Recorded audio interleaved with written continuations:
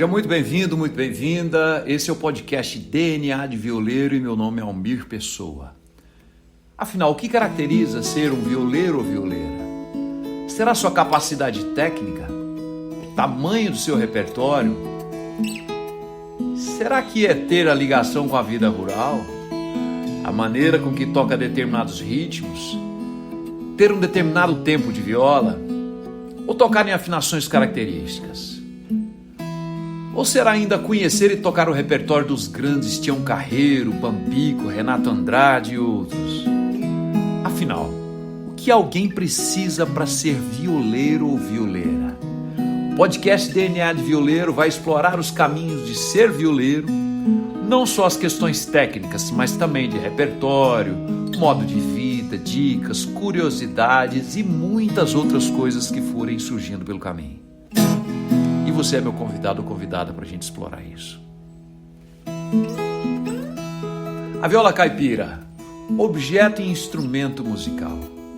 A viola caipira está inserida em um contexto bastante peculiar. Seu nome tem representações mais abrangentes que o instrumento em si. Ele deixa muitas vezes se referir a um instrumento musical para definir estilos populares de tocar. Tanto que é comum a gente ver por aí alguns eventos com referência ao nome de viola. E pode citar até nomes de artistas. Imagina só o Paulinho da Viola, que na verdade é um cavaquinista e compositor, né? Mas que na verdade não é um violeiro. Enfim, a inserção da viola caipira na cultura brasileira se deu na base histórica de sua formação. Segundo o grande pesquisador Ivan Vilela, grande violeiro e pesquisador, né, em sua obra Cantando a Própria História, a guitarra latina no século XIII passou por diversas transformações até chegar à viola tal qual conhecemos como viola caipira. Ela é descendente direta da viola de mão portuguesa. A viola chegou no Brasil ainda no começo da nossa colonização ou descoberta, enfim, você queira chamar, né? Mas o fato é que a viola foi utilizada como instrumento de catequização indígena e também se transformou em um porta-voz da cultura rural brasileira.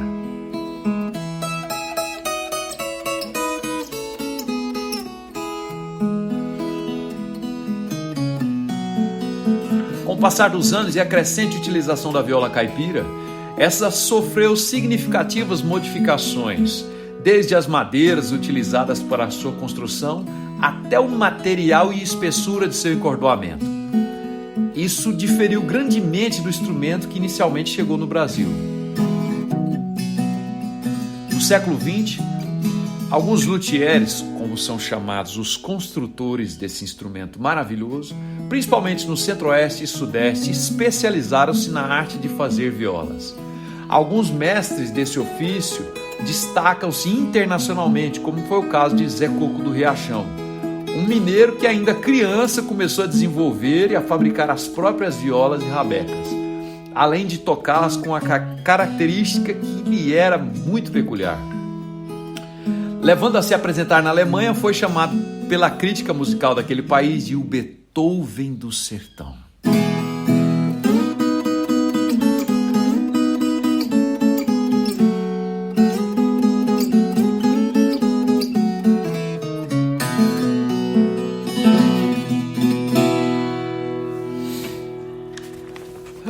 Mas o fato, moçada, é que a viola hoje em dia ela tem uma utilização muito maior do que o que a gente conheceu inicialmente, né? Como a viola caipira, essa viola que somente é utilizada para tocar moda de viola, rasqueado, guarânias, enfim.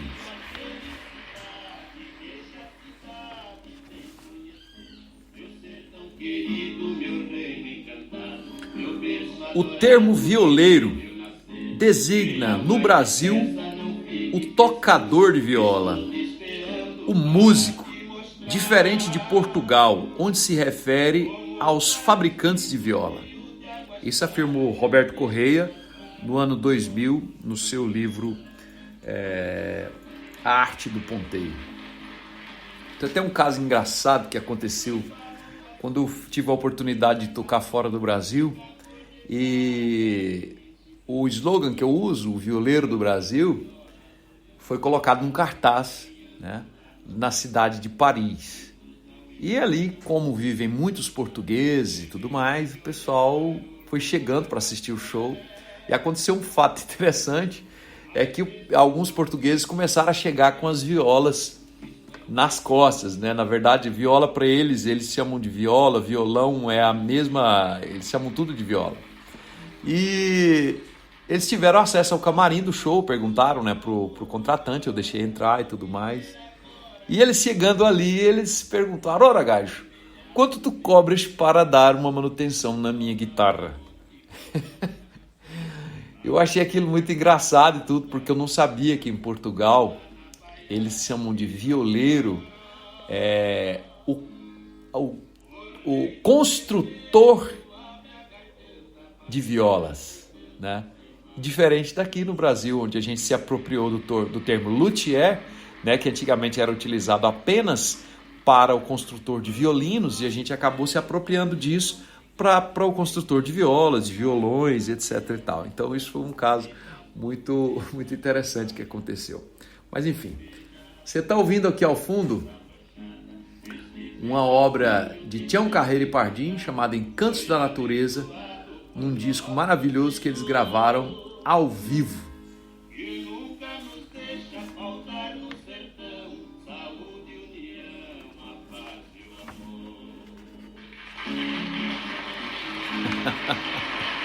Coisa linda, né?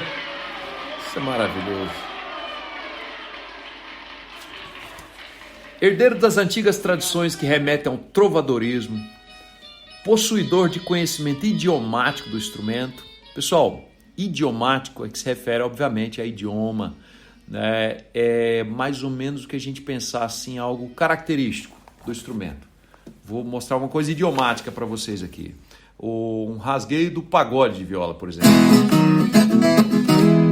Isso aqui é idiomático. Assim como é idiomático também esse tipo de técnica utilizando cordas soltas. Ou seja, quando você escuta, você logo remete a uma viola, no caso. Então vamos lá. Herdeiro de antigas tradições que remetem ao trovadorismo, possuidor de conhecimento idiomático do instrumento, o violeiro é, em primeira instância, um músico que representa a cultura do sertão brasileiro, trazendo consigo algumas características marcantes de um povo que se beneficia de suas descobertas. Dialoga com a natureza que o cerca e carrega um forte dualismo sagrado e profano que se faz presente em festas como Folias de Reis, Folias do Divino e outras, e que tem a viola como posição de destaque. Bem, pessoal, essa é uma das explicações do ser violeiro, tá? Esse texto que eu estou lendo para vocês é do livro que eu escrevi, A Viola por Almir Pessoa, tá? Mas eu pretendo aqui entrevistar outros violeiros, conversar com outros músicos e fazer essa pergunta principal: o que é ser um violeiro? O que faz de um determinado músico um violeiro?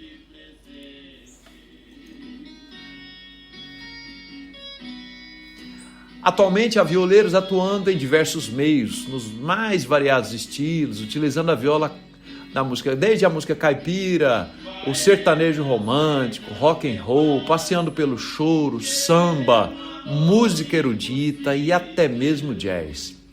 Alguns conservando grande parte do idiomatismo do instrumento e outros explorando linguagens totalmente diferentes.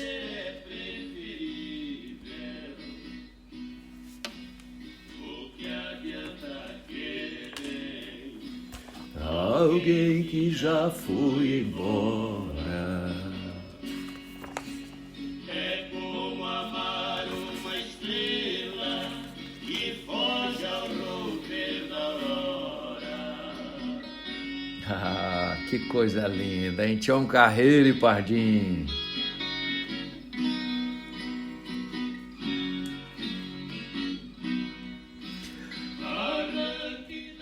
É isso aí, pessoal.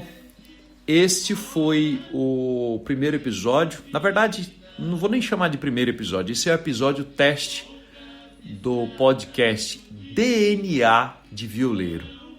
Eu conto através das redes sociais com as sugestões, críticas e comentários de vocês, né, nas minhas redes sociais, que é Almir Pessoa Violeiro. E enfim, aguardo vocês no próximo episódio, tá certo? Entrevistando violeiros, conversando sobre viola e falando coisas de dicas, enfim, muita coisa tem para vir pela frente. Um abraço a todos vocês, fiquem todos com Deus.